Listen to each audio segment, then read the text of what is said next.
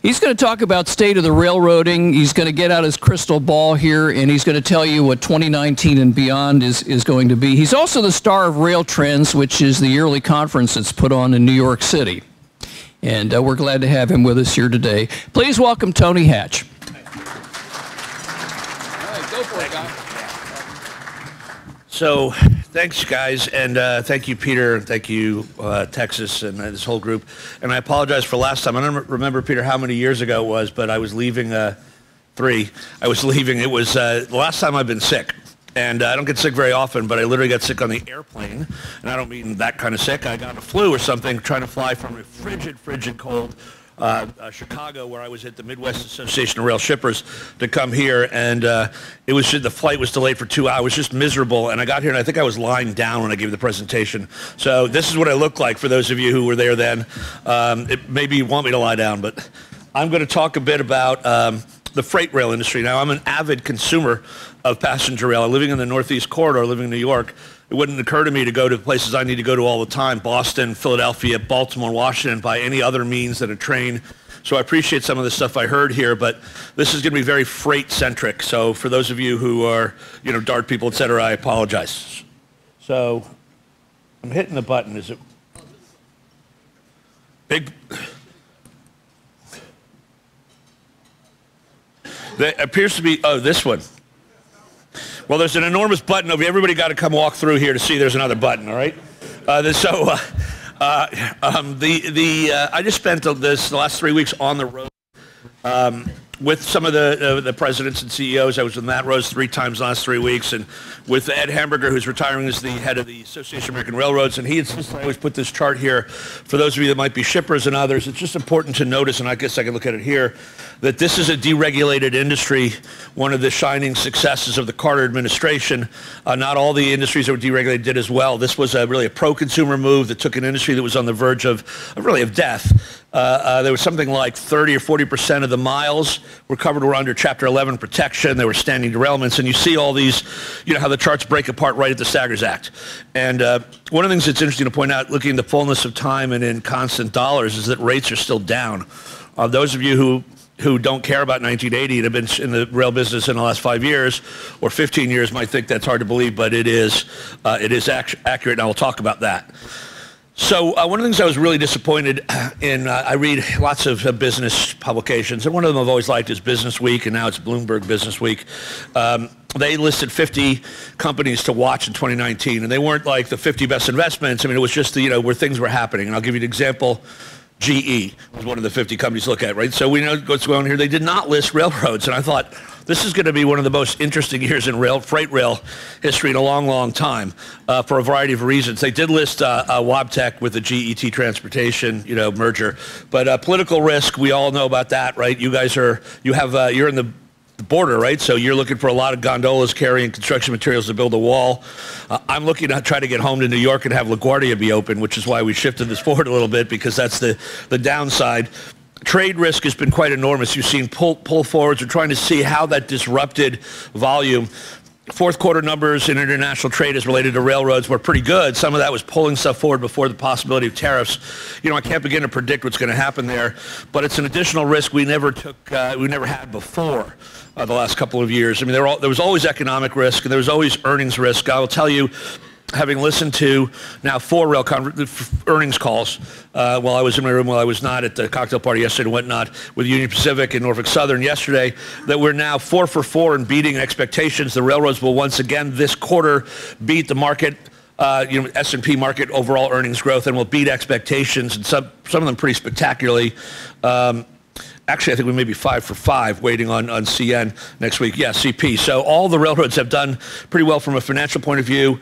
Now, oil price risk, you guys here in Texas know more about this than I do, but I wonder if anybody really knows about this, because crude by rail was booming in 2013, and then nobody in my world that I heard predicted the price drop in 2014.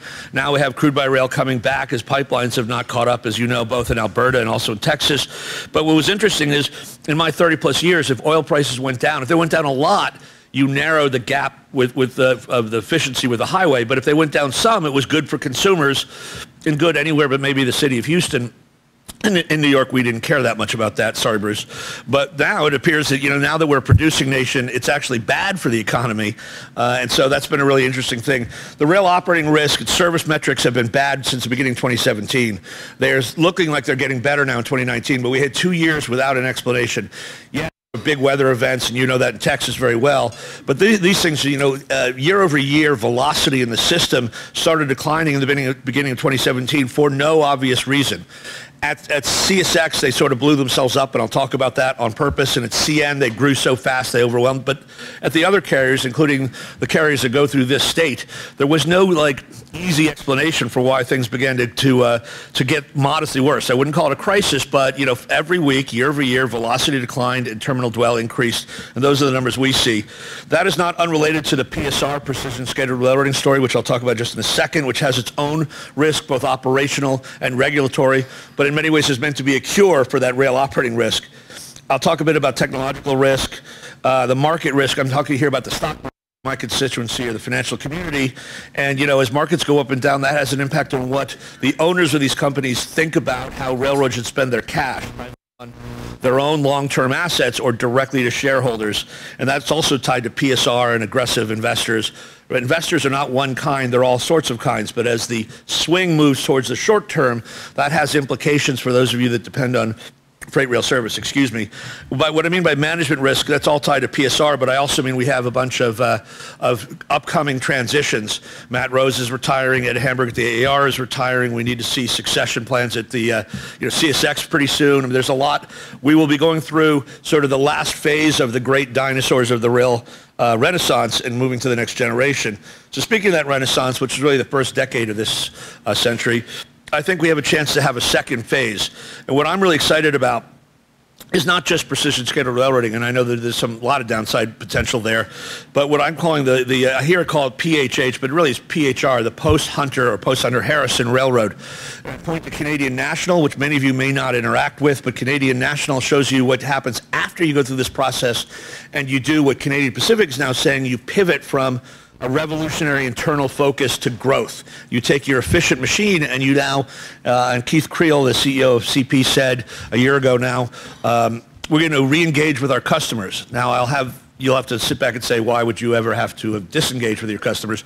But they did, and he is re-engaging. So I have hopes for this. Intermodal is always going to be the greatest opportunity for railroads. I look back on 2018 as a year in which they grew about 5.5% or so as one of the biggest missed opportunities of all time, given what you all probably know about what happened on the highway, driver shortages, ELDs, et cetera.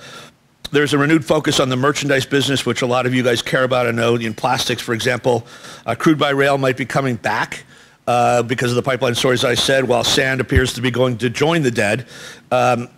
The AAR, Association of American Railroads, talks about trade, and it says that it impacts 42% of rail loadings.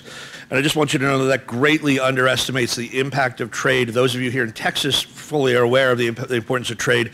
It excludes Mexico, which is a big railroad market. It excludes Canada, which is, right now, I think the epitome of a railroad market. It excludes also the pieces that go into what is actually imported. And a great example would be corn, which goes down into Mexico, but it doesn't have fertilizer, for example, in that. In addition, when they ran these numbers in 2014, now it's 2019, and the component that is trade-related is growing significantly faster than that it is not. So, it's well over half of the business or more. So it's a really big deal. The IT threat and the IT spend, we know about AV trucking, and here's what I want to say. I believe the freight railroads have three great systemic advantages given certain circumstances of density and distance. They're much more labor efficient, right? You can take a train from LA to Chicago with 240 or more boxes. That's 240 truck drivers, or if you're teaming, it's more, and that's on the road. You're running about 10 or so rail personnel. They're much more fuel efficient. The AAR says they're 4-to-1 in terms of moving a ton 1 mile for gallon of fuel. I would say maybe that's been mitigated by better technology, but they're still significantly more fuel efficient. So that's why I didn't want the oil price to drop too much if you're looking for my industry. But the real thing, that those two things are being attacked, right? Technology, the size of these markets, Silicon Valley is looking at driverless trucks, more efficient engines, battery power. Elon Musk said that his new battery-powered truck was going to be the suicide of railroads, which I loved because, of course, that would have been homicide if it was accurate. Railroads are perfectly capable of suicide, but not in this particular case. So that is a big issue. The one systemic advantage that I think can't be attacked is the network. So the railroads have control their own network and are forced to spend, 18 to 20% of their revenues on it. For the highway system was built for defense reasons, whatnot, but we built as a country, all of us contributing to an alternative, network to compete with railroads in the trucking network. Now, however, you're in a situation where you can't maintain that. The infrastructure problem we have in this country. We got a D- grade from the Society of Civil Engineers in 2017. 2019, they'll have another one. It's every 2 years. It will not be better. The only passing grade came from railroads, which got a B, and I would argue that that is held down with all due respect to the passenger people in the room by the passenger network, which has older equipment and what's happening with Amtrak. So freight railroads, by now having the ability to spend for themselves to double track in a market they see is exciting. That is a big advantage. It had been a disadvantage. If you live by the subsidy, maybe you don't die, but you suffer. Blossomed afterwards. So post-Hunter, those railroads there that I list are the ones that are in this new phase, right? CSX is pretty close to there. Now you have two major railroads, including one here in Texas, saying they're going to go through some measured approach to this, which has investors nervous. In the past, it's been a rip the Band-Aid off kind of thing. You need a full-bore revolution. You disengage with all the other stakeholders, and you just change things. In addition, by being on time, you would spin off costs because you don't need extra cars, you don't need extra crews because you don't know when the locomotive is showing up, you don't need extra locomotives. It generated significant cost savings. I would argue that Wall Street has flipped that on the head and now wants to get to the cost savings before we get to the operational change, and that's a problem that I need to work with in my stakeholder group. In addition, they look at this as being potentially precision scheduled railroading light. They're not really doing it. You're not ripping it off. You're doing it in a measured approach. I have long argued you don't need to disengage and irritate all the stakeholder groups out there, so it's hard for me to argue that a measured approach isn't good. I will say that never before has one of these things been done where the change agent is the existing management, right? The one who had the old plan or the one's doing the new one. So then everybody's been on the hunt for a Canadian. You're a Canadian, you're worth a lot of money. It doesn't matter if you know anything about railroads. Jim Vena came in the market cap of Union Pacific went up $8 billion. So everybody's been producing their Canadian out there, even, and I'll get to it, even Kansas City Southern. Everybody's like, hey, we have a consultant, and he's Canadian. It's ironic because, PSR as practiced in Canada was done by Americans, right? Hunter Harrison, Jim Foote, Keith Creel, et cetera. But, I'm borderless in all this issue. So you have the Union Pacific plan is the G55+0 Unified Plan 2020, which does tell you they've already cut people out of their marketing department or advertising because that's a terrible name. I do believe they are full bore serious about this. They are accelerating it, plan to be implementing it fully by the middle of the year. That doesn't mean it's done. That means that everybody's now adhering to these new principles. So that will be really interesting to see. They are under intense scrutiny. This will be a big regulatory year because of what CSX did, because we now have a more staffed Surface Transportation Board. It's even happening in Canada with investigations. There will be hearings with a new Democrat-run railroad subcommittee. Now, I don't believe railroads are a partisan issue.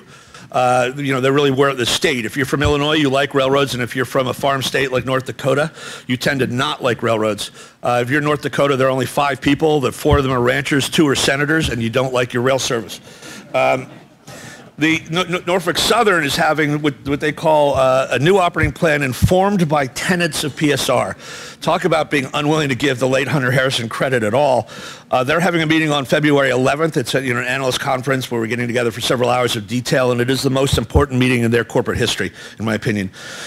Kansas City Southern has announced they're doing this, and they basically said, how can we not? We interchange with the UP, especially here in Texas, more than any other carrier. We have to adjust. And one of the things about, and I'll say in the next slide about what this is that PSR forces a lot of behavior changes on the interline people. For example, if you want to eliminate a switching yard, you do this because you pre-block. You get a train that's already set up the way you want it, and that means the shipper or the switching company or the short line is doing a lot of the work for you. So both Genesee and Wyoming, which is the largest short line holding company, they own 110 or so. The only holdout is BNSF.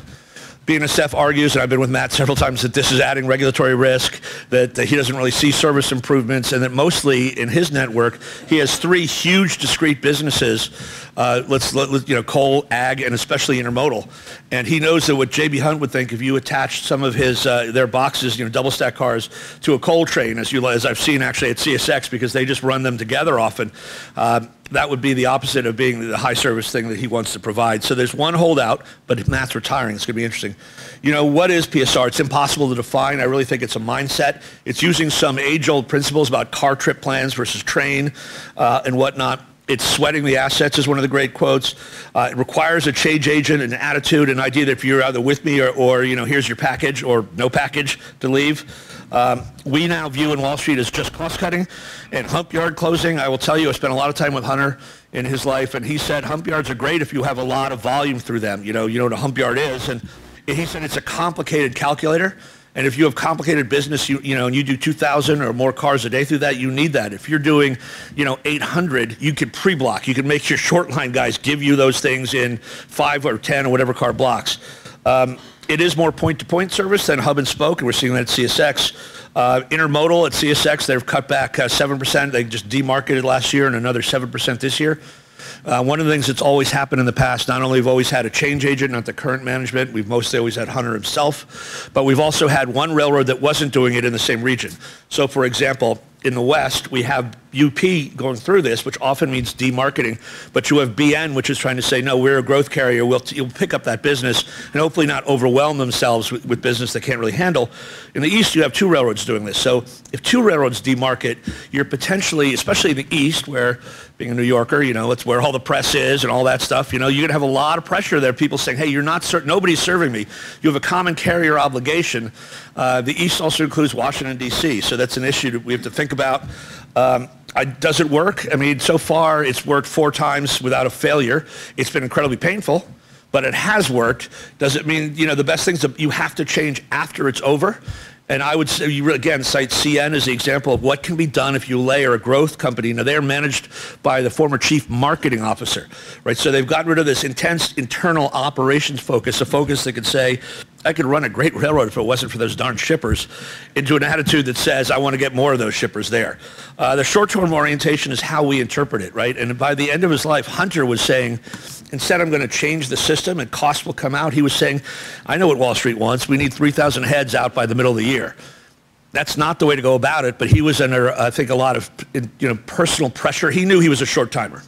There's a great book. I mean, it's not a great book, but it's a really good book if you do this obsessively like I do, called Railroader, about his last few years. It's pretty interesting. For those of you who care about short lines, you know, they had had a great day in the 90s and early aughts, and I thought their time had passed with the rise of rail pricing power because they got it secondarily, and that includes fuel surcharge coverage. They had gotten bigger, so they lost some of that local entrepreneurial, or they could have, you know. They started off saying, hey, I know that lumberyard could get rail service, and we should talk to them. I know Jerry or Bill or Susie or whatever. And as you get to be 110 carriers, you know, and you have a centralized headquarters with former Class 1 guys running it, it's harder. And they're not in intermodal, they're not in Mexico, which are two of the best markets out here. But I think everything has turned around now. I think they are once again in the carload business growing faster than their bigger partners. I think that the new focus on merchandise, PSR, is a system that really affects and improves merchandise, basic general carload manifest business more. And that what you hope to do is it doesn't hurt the other unit train business, especially intermodal. Also, with a focus on return on investment, I think you'll see more short lines created, and CSX has 8 for sale, 1 completed. It's been a sloppy process, but there's a lot. I don't need to say anything here that you don't already know. I've talked about trade, the soybean story, the use saying that Canada and Mexico are potential, security threats, and using that as an excuse to put on steel and aluminum tariffs does not go down well in Ottawa. I can tell you, they thought they've been our friends forever, and but. We have all these various issues going through here that are sort of beyond my scope, but you can cover. And you can get these slides, by the way, either through Peter or give me your card. I'd be happy to. So these are the issues over this winter, and I've covered most of them already. I said about how Q3 earnings were already up to Q4, and they're doing really well. Orange Crush is what I call the Washington impact. There's no impact on coal. Don't believe the hype. Coal growth in revenue last year was due to export coal, mostly out of the East Coast and Canadian, and that stuff is not tied to anything but the China buying in essence, but also India and others. It's been a pretty good year. The trade impact, rail service, CapEx will be up in 2018. It'll be up a little more in 2019. There is, I don't think, a direct causality between the decline in service and the reduction in CapEx. It takes several years, but it's a good bullet point in Washington and Ottawa. At the end of last year, there's a tracking service that tracks private jets, and they tracked the CSX plane landed in Calgary, and everybody said, "Oh my God, here come the mergers that Hunter talked about." When Hunter Harrison talked about merging CP to an Eastern Railroad, it was entirely to move him to an Eastern Railroad where he could do his magic and justify. He thought that the big railroad community, in which he was the outside partner, thought this was a Canadian phenomenon, and it's clearly been proven not. It was never about the synergy between CP and CSX because there was very, very little. The jet that landed in Calgary was the new chief marketing officer, Mark Wallace, who came from CP, going to visit his 2 children. But the markets reacted very quickly to this. I always put, you guys know all this, and I tease my friend Ed Hamburger and the AAR because they always talk about NAFTA and trade and all this, and they put up a map, and everything they shows just blank space, south of Texas and north of North Dakota, and there's actually a big rail world. And we in the investment community, as well as those in the rail community, view this as a continental phenomenon. And we are excited about returning to a growth story in Mexico, and Prince Rupert into Chicago are goods that come in through Canada that don't even stop in Canada. I mean, there's a big opportunity. This is a continental network, and the more we talk continentally, the distances are greater, the better rail story there is. So here, I told you about coal. So here's the coal decline in tons. You'll see it looks a little better on a revenue side. That was the last big export boom during what we were calling the global commodity supercycle. That didn't really affect the U.S. or North America that much because we're sort of far from the action. But the big buildup in China, which had Australia growing GDP at almost Chinese rates and whatnot, when people need U.S. coal, they'll pay anything for it. And so you take an empty train up the hill in Appalachia, you fill it, you run it down to Baltimore or outside of Norfolk, and you make a lot of money. So they were making a lot of money until that ended, and then the emperor's cloak was pulled away, and he was old, shriveling, and naked. I really view this as a gas. This is a fracking success story. This is, yes, it may be environmental and whatnot, although now you see environmentalists are attacking natural gas. But the point I'm saying here is this is a business decision made by the utility industry about how they fuel themselves. It's permanent. There is nothing you could do legislative. I mean, you can always stick your finger in the overwhelming economic dike for some period of time, but the utilities who vote with the same side as the president don't want coal back. So intermodal is more important, and we know that. It's passed as more. So this is the critical thing here, and I don't need to go through all the slides here, but the mix of rail business has shifted towards higher service. Not only are the higher service elements like intermodal growing faster, and we got Amazon coming on, but the lowest service coal is shrinking. So just by that, you're changing the dynamics of the business. Coal has had a 40, 50, 60-day supply. So if you were late, it wasn't good for your asset velocity, but it wasn't bad for the customer per se. Whereas if you're late with a UPS train, you're in a lot of trouble. The grand bargain is what I call the agreement between railroads and the customers. It's not nobody wrote this down, but they basically are saying, look, I'm going to raise prices every year. I'm going to raise them about 5%, whether your business is booming or not booming, or the opposite of booming, because I have my own risks, my own expenditures. But in return, I'm going to improve your service, and I'm going to add capacity, and I'm going to spend a lot of money. So when railroads have service declines and cut back on CapEx, I don't think there's a direct causality between those two in the short term. In the long term, there hugely is. But when that happens, you get to a vicious circle versus the virtuous one, and that needs to be restored. And frankly, I have hopes that PSR could do that. So I just want to go intermodal, the lead dog. Even if you don't care about this, you should if you care about freight railroading or you're a customer, because this is what's going to drive the investment in this business. If you look at 2015-16, you saw a decline there, very modest, but it was really shocking because it was the first time in the entire history since J.B. Hunt and Mike Haverty got together in 1989 that intermodal shrank when the economy was growing. That other decline, obviously, we know what that was about. Intermodal threats. If you were to make driverless trucks right now, again, one of the 3 big advantages, you could take 20% of the intermodal market off like that. But where are you going to put the driverless trucks? Somebody I heard in the beginning, like the Dart guy said, driverless technology doesn't decrease congestion. Who's going to pay for that? One of the big things that Matt Rose kept hammering in the last 3 times I saw him was user pay. But you see, I talked about this, you see issues focusing on the biggest one down there is at the very bottom. Short-termism. That's I got to deal with that. You guys can leave that alone. That's people wanting to say, hey, it's growing, but it's a good business. Don't put the money in. It has a very different operating ratio than the rest of the business. But I want to point out that J.B. Hunt, for railroad operating ratio, quarter will all end up around 63. That's the margin, in the operating ratio. J.B. Hunt had an operating ratio of 89, but their return on invested capital is 16%, which would put it at the very top, either 1 or 2 for railroads. So we have to look at intermodal as a different business. It's what the returns are, not what the margins are. And yet that's something you would think that all the sophistication, all the computing power in New York City, nobody's figured that out but me. Rail response is, this is Oliver Wyman here at COW said that railroads regain their mojo. They've been huge spenders in technology in the past. They were major top 10 customers for IBM in the mainframe area. They produce a tremendous amount of data. They don't always move it to the right spots. We think that the positive train control story, and you heard about virtual one, which is kind of interesting, will move from what the railroads are calling the unfunded mandate for safety to the backbone of the future digital railroad, as the Norfolk Southern actually said. So I have high hopes. Now everybody's asking about technology in my community of the railroads that they own. In the past, they would just show us drones, because who doesn't like a good drone story? But it was, now it's critical, because zero derailments, advanced knowledge of breakdowns, anything, all that stuff slows down reliability gains, and that's a critical element. I also think in 2022, that's starting right now, starting at the end of this year, you're going to see a push to one-man crews. There is a fight going on in this. You have massive Silicon Valley money being spent on driverless technology. You have a PTC system. So you have in a mile of highway, let's call it 100 vehicles. It's got 100 different systems on it, on public road with public police, public EMT, versus a private system where people do trespass, but they're not supposed to, with a single technology that's interoperable. Why are you funding one and getting them ready versus the other? And you even have a push to legislate, to mandate two-man crews.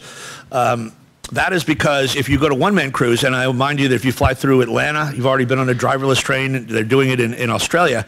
But if you have one-man crews in a locomotive, the question is, who is the one man? Is he the conductor, or is he the engineer? And we could talk about the history of that and the unions that support them. It's AFL-CIO versus Teamsters and all that. It's, unfortunately, it's broken down to that fight. I'm not sure how that happened. But the issue, historically, conductor ran a train and engineer ran the locomotive. Who is, what happens if you get to one man, especially when you have unions that don't like each other? And I know there's some union folks here, and I would welcome any input on that.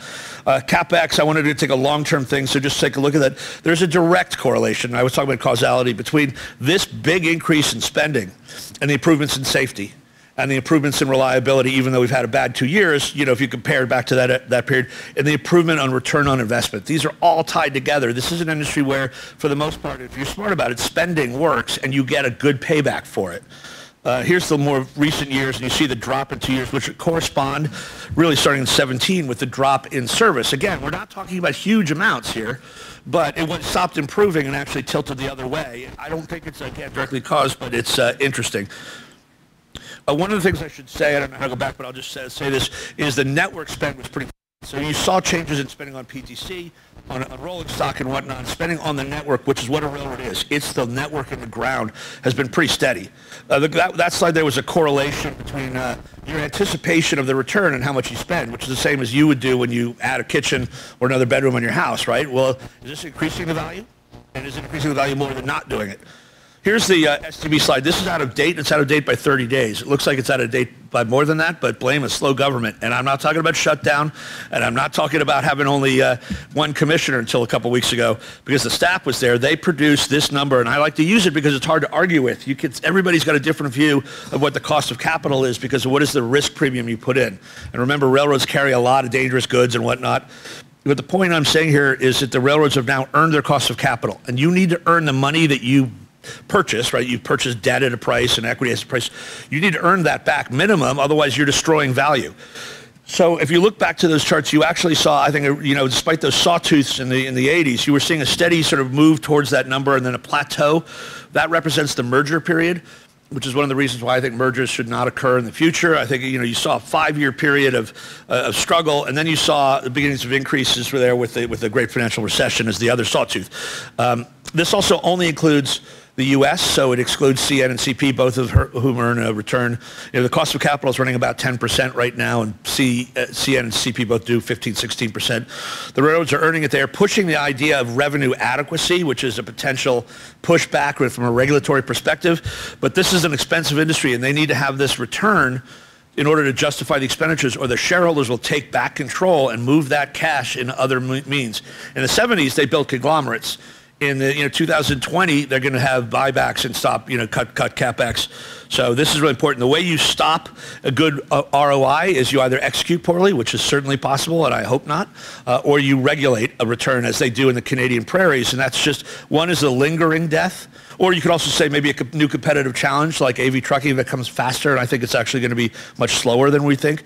But a new technology breaks through, or they manage themselves poorly, or the lingering illness. And a re-regulatory move is the single shot to the back of the head, using my New York stuff. Here's my one animated thing. I'm terrible at technology. This is obvious. Return on investment means capital spending expands because it's been a good return. You want to invest in this project. You want to invest in the system, in this network. You got a better plant. That means more reliable service, which means more business. You also get safer. If you don't, you get disinvestment, and disinvestment begets disinvestment, by which I mean, when it's poor returns, why would you put money in there unless you really think it could change things? It's very easy to continue to take money out, and the returns get poorer, and the business gets poorer. And I've lived through that. Long term, we all know the business is going to grow. This is already out of date. I mean, the population's growing, the economy's growing. Hopefully, pretty soon again, trade will be growing. It's not realistic to think that the highway system is going to keep up. We all know that. This is already out of date too, but when a map prepared by the Highway Administration looking at 2040 congestion, if you look where I live, that's just one red blop. If you look at I-95 in Florida, right, it's already worse than it's already pretty close to this now, so this is already out of date, but that's the network advantage. Railroads have a good public policy alternative. They pay taxes rather than absorb them, right? They pay out a significant amount. They are, greener, cleaner, safer. If they can be used and they get more reliable, more business goes on them, that helps, alleviate a long-standing public policy problem. So I'll close with this slide. It's a year and a half ago or so, Trains Magazine, which is sort of the Bible of the industry, and for those of you who are in the industry, I would say it's half business and half FOMER, for those of you who know what that means.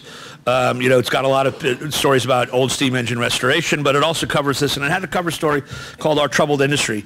And the drop in coal, when we all became aware of it, right, it really started in 2011 or 12, but we're still recovering from the recession.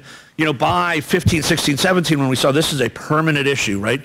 Coal's down something like 30% on the railroads. Utility coal is just not coming back. The psychological impact that had on employees, management, investors, stakeholders, fans, was that this was a troubled industry. And I want to point out in that year, and when we told this, in another couple of weeks, I'll be able to put 2018, I think we spend way too much time thinking about the operating ratio. I think it's kind of foolish and often destructive. But the margin is improved by 200 basis points to the best ever. The physical network is in the best ever condition it's been in. Financially, they're producing like gangbusters that are the best ever. They could go to no debt if they wanted to. If they needed money from a bank, there wouldn't be a run on the bank. It'd be a run from the bank. All the banks would come to the elevators with their checkbooks trying to get to Jacksonville or Omaha or Fort Worth. Coal is not going to come back, but it's stabilized. Volumes have been growing at a rate slightly above GDP. Intermodal is growing again. I mean, so for me, I say this is a troubled industry. It has huge challenges ahead, led by technology and changing patterns and the growth. We didn't talk. Amazon has actually been so far a huge growth plus for railroads, but they're competing directly already with the parcel companies, with shipping companies, with air freight companies. I don't think they can compete with railroads, but they can manage around them, for example. There are challenges, but the railroads are in the best condition they've ever been in order to face these. They have the money, they have the wherewithal, and the question is, do they have the will and the expertise? And with that, I would say if you care about this, come to my conference next November. We'll talk about we'll give a scorecard of how PSR is done, and I guess I have time for questions. Where are we? Time was. Okay, and if you have a question, you're just trying to get me out of here and back to LaGuardia before it shuts? For those of you I know can see me anytime, and I'm glad to see more faces. I'm really happy to be here after having failed so badly for you before. But that's my email address. If you think of a question later, you can get the slides. Just feel free to give me an email. And there are a bunch of you guys who gave me cards last night. I'm hitting send as soon as I get to the airport. So thanks. Good job. Appreciate it.